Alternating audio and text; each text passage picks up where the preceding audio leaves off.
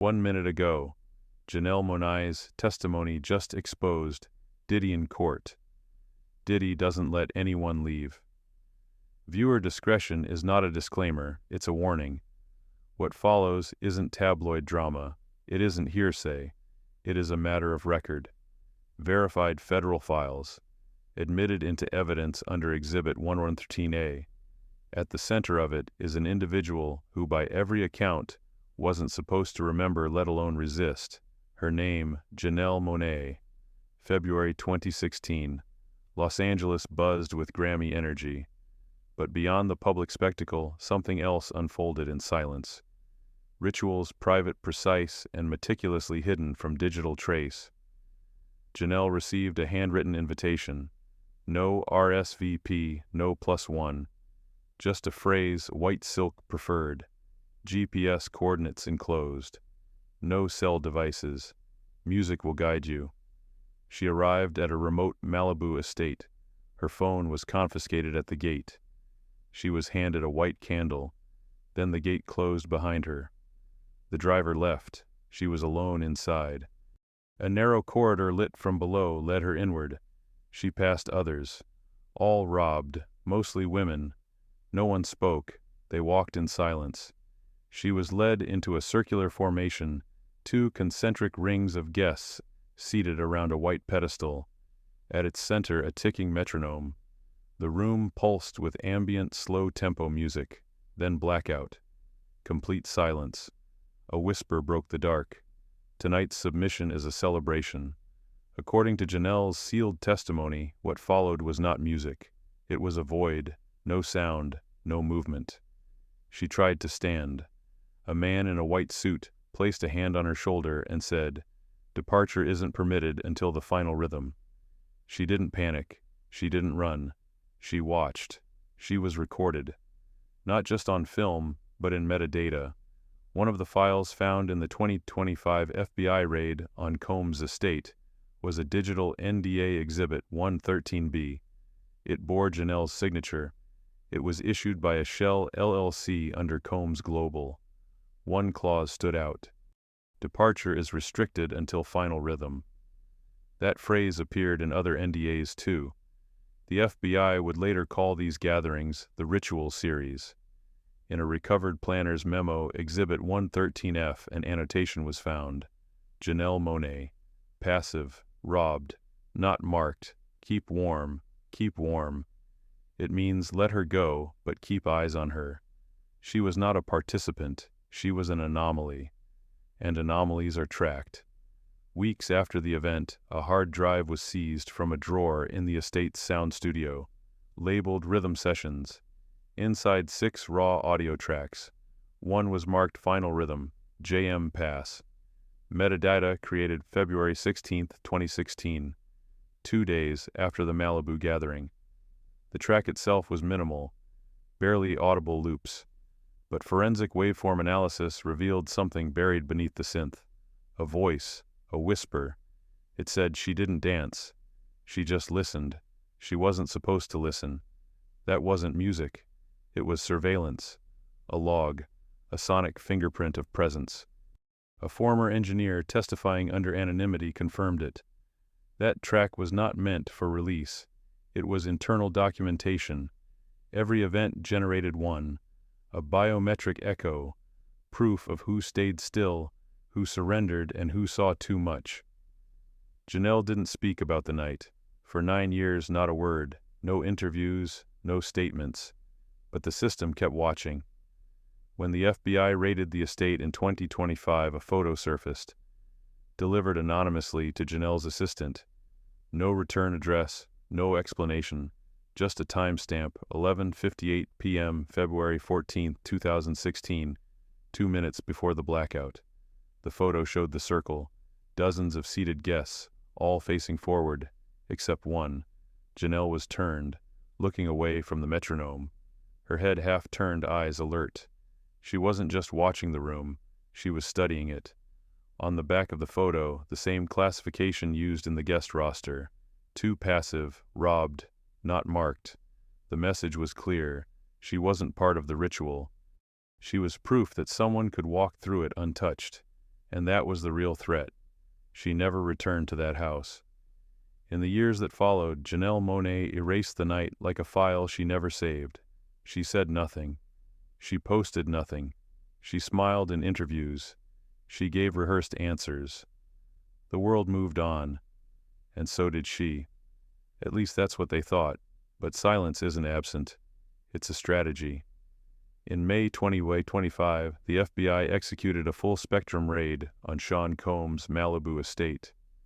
The warrants were long in the making. They weren't after publicity, they were after patterns. Dozens of NDAs, all signed under alias LLCs, all referencing events with identical instructions, identical rituals. At the center of their catalog, one line that kept reappearing. Final rhythm. One of the agents tasked with decoding metadata uncovered a track titled exactly that, the JM Pass version. Unlike the others, this file was not corrupted. It was intact.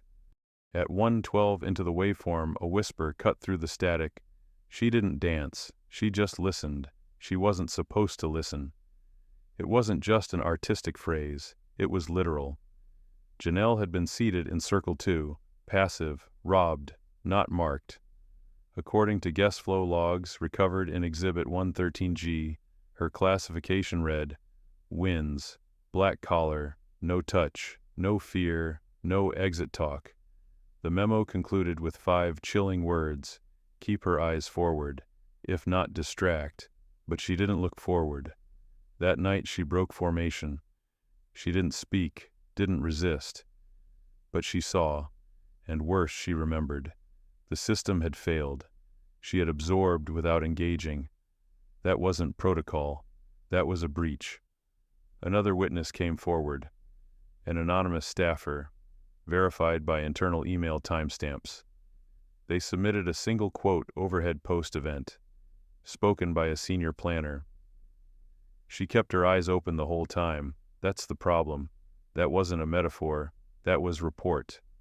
Later that month, a burned document was found in the debris behind another Combs property. Wrapped in foil. Melted plastic fused to a half-charred backup drive. What remained of the page was enough a circle roster. Line 12 JM, passive, watcher, do not reinstate. That phrase only appeared once before in a 2019 file tied to a now-missing choreographer.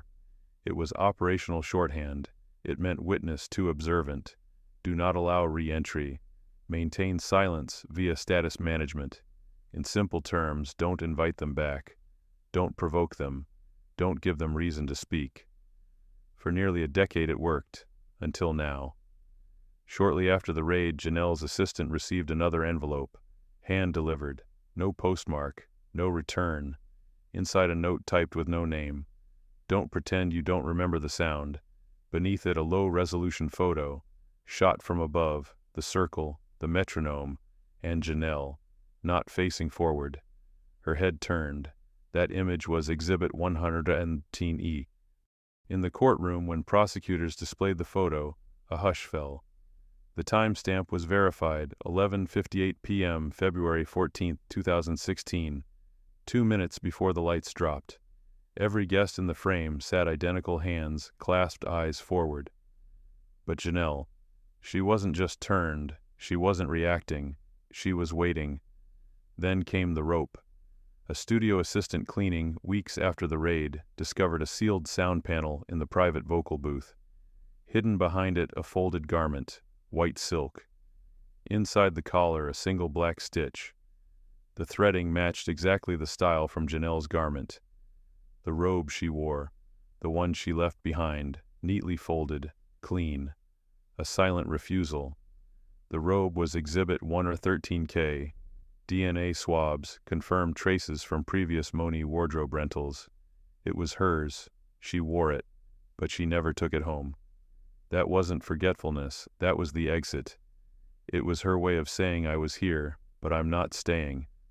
The courtroom days later fell into silence again as audio from Exhibit 113D played, the final rhythm track. At minute 2, another voice, this one clear male undistorted, spoke a final line. Don't let her forget. That wasn't instruction. That was fear. A stylist verified through years of private attire, contracts testified under seal. She worked on robe preparation from 2015 to 2018. She described how robes were coded via stitching invisible to the untrained eye. Most were blank, some were marked. Janelle's had none. First, but that night, just before lights out, a voice unseen spoke from the back staircase. No stitch her. She's too aware. She wasn't scheduled to be marked, but someone changed that, last second, and no one questioned it. One planner later recalled seeing her reach into her robe and tap her chest, twice, like a signal, then fold her hands. She never spoke, never cried. But one note found in the event planner's journal said it all. Observer 14 asked, "Can I leave?" Beneath it scribbled in ink, "I'll leave. You don't have to open the door." They let her go. Not because she escaped, but because they didn't know how else to contain her. She wasn't a guest. She wasn't a threat. She was a mirror. That terrified them. When the final robe was recovered, vacuum-sealed, temperature, preserved, tagged, witness, frozen JM, it wasn't clothing anymore. It was evidence. And inside the lining folded twice a handwritten note. "If this ever sees light, don't tell them I was brave. I wasn't. I sat still, I listened, and I left. I wasn't the story. I got the receipt. That was Exhibit 113R. The court didn't erupt. There was no audible gasp. Just one thing, recognition. She had survived, not by escaping, but by seeing. And now the world was catching up to what she'd already left behind. The court wasn't ready for what came next. As prosecutors laid out the sequence of events connecting the garments, the recordings, and the photos, they reached the part they had held in reserve. It wasn't digital. It wasn't metadata. It was a voicemail recovered from the archives of a now defunct label owned by Combs Global. Marked Exhibit 113M, timestamp 8:42 a.m., February 15, 2016, hours after the ritual. A man's voice shaky but trying to sound professional. "Hey, just checking in." She left around 5, alone. I didn't speak much, didn't cry. She just cataloged, like she was filing it away. Every sound, every face. I don't know if she'll ever talk, but if she does, she won't need notes. That voicemail was never deleted. It sat dormant on a server no one accessed, until the subpoena forced its decryption, but that wasn't the end. Exhibit 113N introduced new evidence, the security logs from the control room, labeled Watch Circle Room. This wasn't for guests. This was for planners, analysts, observers. They tracked metrics, heart rate, eye dilation, posture, movement patterns. Janelle's profile, Observer 14, active mind, minimal risk, no dosage administered. The courtroom froze. Most guests had been sedated, some gently, some deeply. Aromatherapy-infused drinks. Janelle received nothing. They didn't try to calm her. They didn't need to. She didn't panic. She didn't fight. She just observed. Then came the final quote from the planner's field notes. Written in real time, she asked, "Can I leave?" And beneath that, "I'll leave. You don't have to open the door." That line wasn't just defiance. It was containment. The system didn't reject her. It couldn't, because she didn't breach it. She exited it on her own terms. Prosecutors saved their last living witness for the final week. A former planner, anonymous by court order, verified by IRS contracts metadata and estate clearance files. Her testimony didn't scream. It sliced. Janelle wasn't a liability. She wasn't a whistleblower. She was a mirror. That's what scared them. Most first-time guests arrive in one of two modes. Submission, they follow cues blindly, or suspicion, they resist, ask questions, break protocol. Janelle did neither. She accepted everything, but not because she believed it, because she was collecting. She saw through the performance, and still she sat. She was too present, the witness said, too intact. When the lights dropped, others looked for the signal. She looked for the source. She didn't flinch. She didn't follow. She didn't fear. And at 12:06 a.m., a facilitator whispered behind her chair. Ready, she didn't turn. She didn't answer. She just said, "I don't move unless I mean it." That sentence was never recorded, but it echoed in that planner's memory, because what happened next wasn't chaos, it was calm. The lead planner looked at her and mouthed one phrase to the crew: disengage her. She's not going under. That's code. Internal language. It means do not press. Let her go. She's too aware. And they did, because that was the only form of control they had left. Janelle's name was never blacklisted, never erased, but she was never invited back. Not because they forgot her, but because they couldn't afford her memory. Then came the handwritten letter. Exhibit 113L.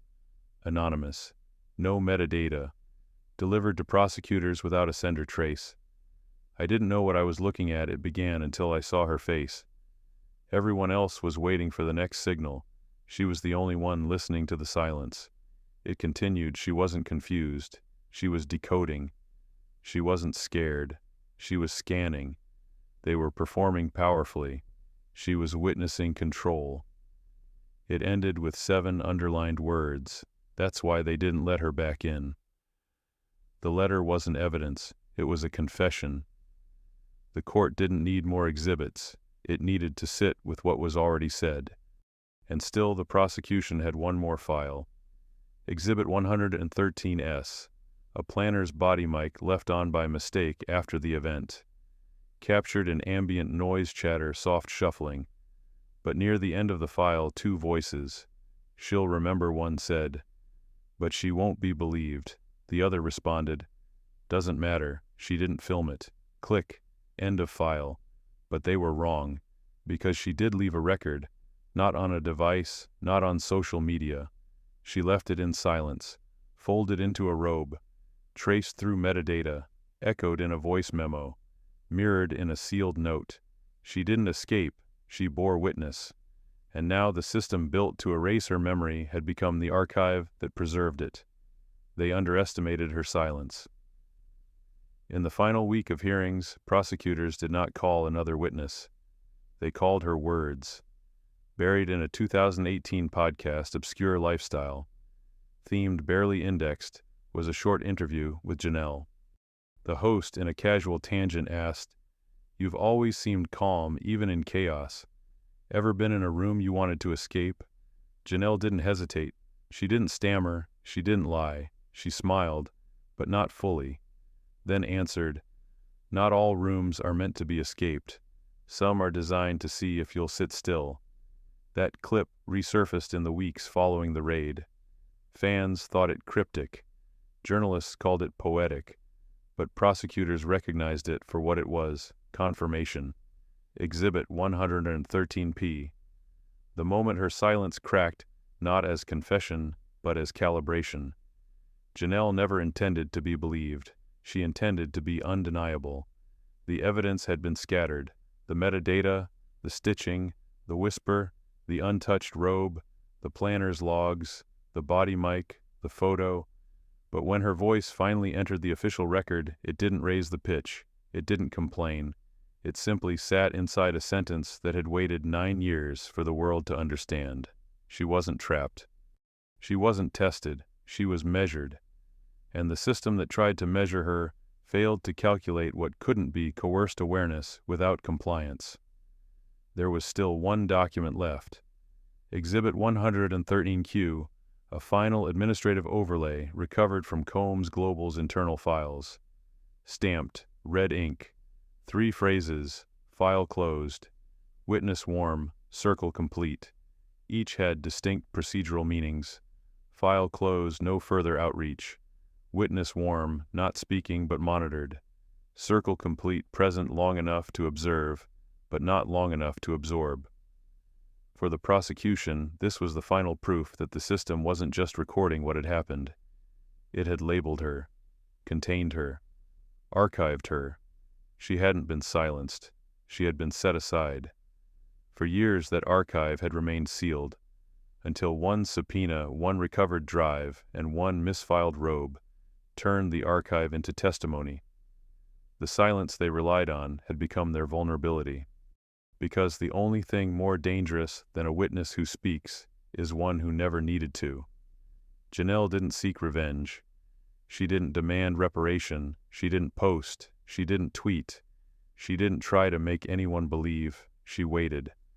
And when the archive broke open, she didn't need to speak louder. The room had already shifted toward her. By the end of the final session, jurors were no longer asking who she was. They were asking why no one saw it sooner. The answer was clear. They did. They just thought she'd forget. She didn't. They thought silence was absent. It wasn't. It was endurance. One of the final audio clips submitted into evidence was extracted from Combs Global's studio archive. It wasn't labeled clearly, just a timestamp. February 16, 2016. A mixed-down draft, no vocals, just the ambient loop that would later be layered beneath the final rhythm track. But hidden in the left channel, once enhanced, was a click, not a beat, not a synth, a metronome. And after 1 minute 56 seconds it stopped, not faded, not cut, stopped, then silence, then one word, not whispered, spoken clearly, done. That word was not attributed to Janelle, but everyone in the courtroom knew exactly who it was for. By the time public opinion caught up, the courtroom was already clearing out, not because the trial lacked impact, but because impact had shifted format. The case had evolved far beyond its original framing, no longer about a celebrity compound, no longer centered on the rumors of a cult-adjacent ritual cloaked in wealth and secrecy. It had become a referendum on something far more universal and far more dangerous to the powerful. What happens when systems assume silence equates to surrender. Janelle Monáe had never filed a complaint. She never sought press. She never asked to be seen. And yet, line by line, detail by detail, every sealed exhibit, every recovered track, every forensic anomaly bent inward toward the same gravitational conclusion she didn't escape. She endured, she outlasted, she watched, she remembered. She left not in protest but in precision, and that changed everything. In the aftermath of the trial's peak, mainstream media outlets scrambled to recenter the narrative. Headlines framed her as the secret whistleblower. Tabloids called her a rebel in disguise. Commentators likened her to a silent defector from an elite cult. None of them got it right. Janelle wasn't a rebel. She was never even a threat in the traditional sense. She was a witness. And witnesses don't need to shout to be permanent. That permanence was carved into data, into metadata, into silence, into artifacts they thought were lost, forgotten, meaningless. But Janelle had left a map, and they had documented it unknowingly.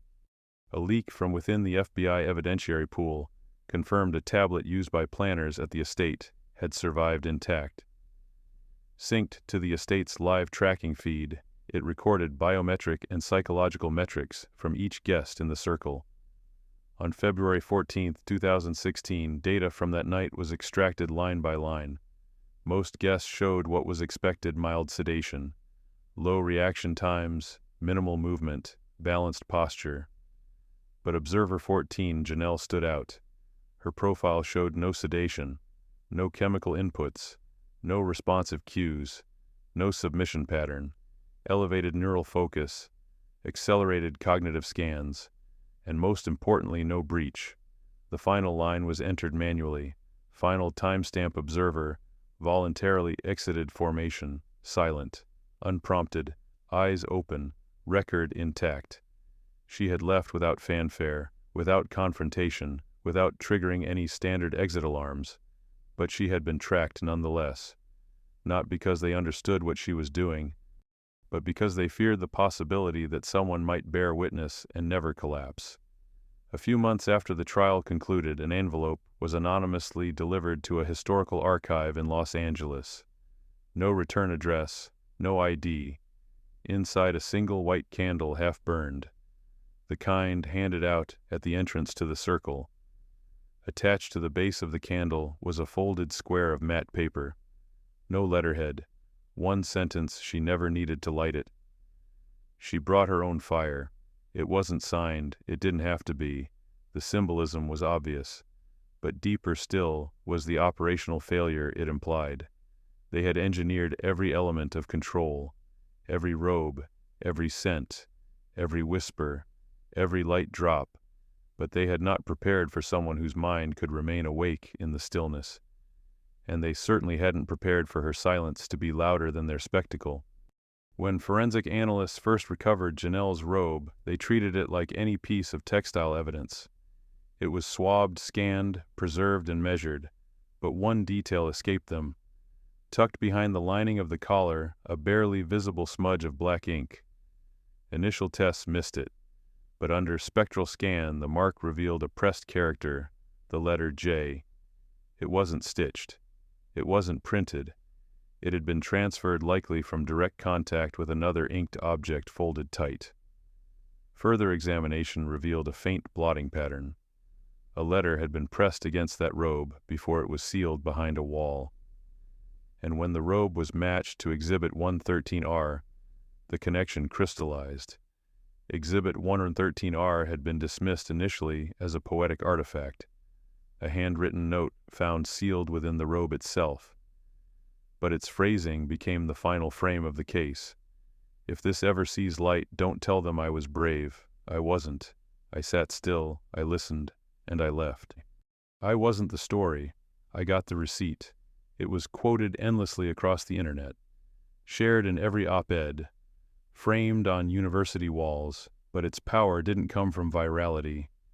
It came from what it was named.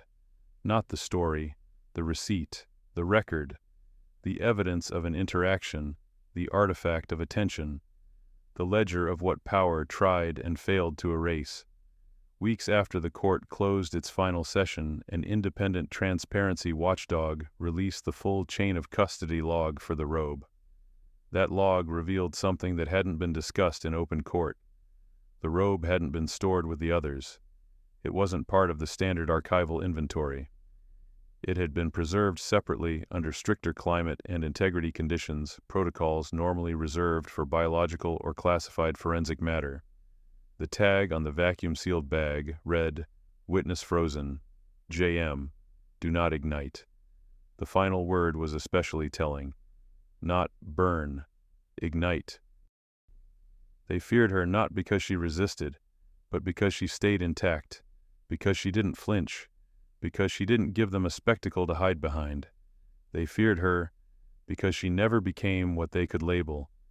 Even now they don't know what to call her, but they remember her, and that more than any testimony is how the system failed. In the months following the verdict, something unusual happened.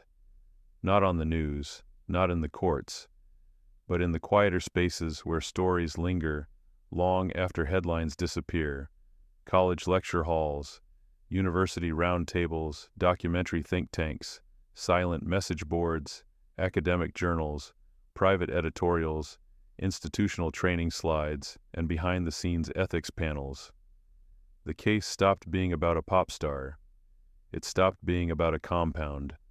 It stopped being about the music industry. It became something else entirely. It became a case study in what cannot be controlled perception without permission, attention that can't be coerced, memory that resists manipulation. Analysts across media ethics boards quietly reclassified the Monáe file as a historical anomaly, a scenario where the subject neither consented to the spectacle nor shattered it, but absorbed it intact, clean, untouched. Social theorists called her presence an anomaly. Intelligence advisors labeled her file a ghost protocol.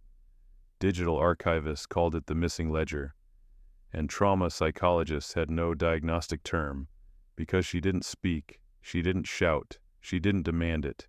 She watched, she didn't fight, and she didn't fold, she cataloged. By the final quarter of 2025, an interdisciplinary symposium hosted at a private policy institute published a classified white paper titled "Witness Warm: The Limits of Surveillance Without Submission." It included a full deconstruction of Exhibit 113R, the vacuum-sealed robe, an annotated waveform of the final rhythm audio file, and an analysis of what they termed disruption by stillness. The final chapter wasn't dedicated to Janelle's statements. It analyzed her silence, frame by frame, word-for-word transcripts of her absence compiled from moments when she could have spoken and chose not to. The conclusion: her silence wasn't passive, it was structural. Some researchers called it psychological aikido. Others referred to it as linguistic non-cooperation. One behavioral linguist from the University of Chicago wrote, Janelle Monáe didn't dismantle the stage. She left it mid-performance and allowed the architecture of the act to fall inward. Meanwhile, the entertainment industry scrambled. Studio executives issued vague statements of support. Streaming platforms prepared serialized docudramas. Production houses submitted adaptation proposals. PR firms pitched exclusive tell-alls. Publicists offered book advances. Editorial boards drafted op-eds before confirmations. Janelle declined all of them. Her publicist released a single sentence: "She has no interest in retelling what was never fiction." That refusal sent more shockwaves than any accepted deal would have. In refusing to commercialize what she never commodified, she authored the only version that mattered. Her silence wasn't absence, it was authorship. Across university curricula in political ethics, narrative dissent, trauma systems, and symbolic resistance, Janelle's file became required reading. Not because of what she said, but because of what she allowed the system to confess about itself through her presence. Even internal government training modules began to incorporate her case into behavioral resilience models. One slide, internal, not public, summarized it in a single line. If a witness does not resist, does not speak, does not run, do not assume they are neutral. They may be archiving. In October 2025, a memorial installation was unveiled at the National Archive of Dissent in Washington, D.C. It was not a statue. It was not a plaque. It was a single object, a white silk robe sealed in a temperature-controlled glass casing. There was no visible tag, no caption. Just one phrase etched into the steel platform: "I wasn't the story. I got the receipt." Visitors did not speak. They stood in front of it as if it could still change them. No tour guide referenced it. It was not listed in the official pamphlet. It became the most photographed and most anonymously reviewed artifact in the exhibit. A few months later, a child visiting with a parent reportedly asked a docent, "Who is this for?" The docent paused according to multiple eyewitness accounts and replied, "It's not for who. It's for what."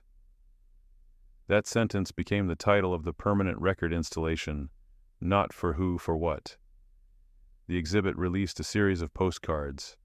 Each carried the same printed question on the reverse side. What does it mean to remember someone who refused to perform, and still one final fragment surfaced? An audio clip, 5 seconds long, recovered from a misfiled backup cache in an open-source AI repository. It was unlabeled for months until a freelance archivist cross-verified its waveform with Exhibit 113A. It was never played in court, never submitted as evidence. It had no metadata beyond a file name, jmexit.wev, the contents: footsteps, a controlled exhale, and a door opening, then nothing, not silence, absence.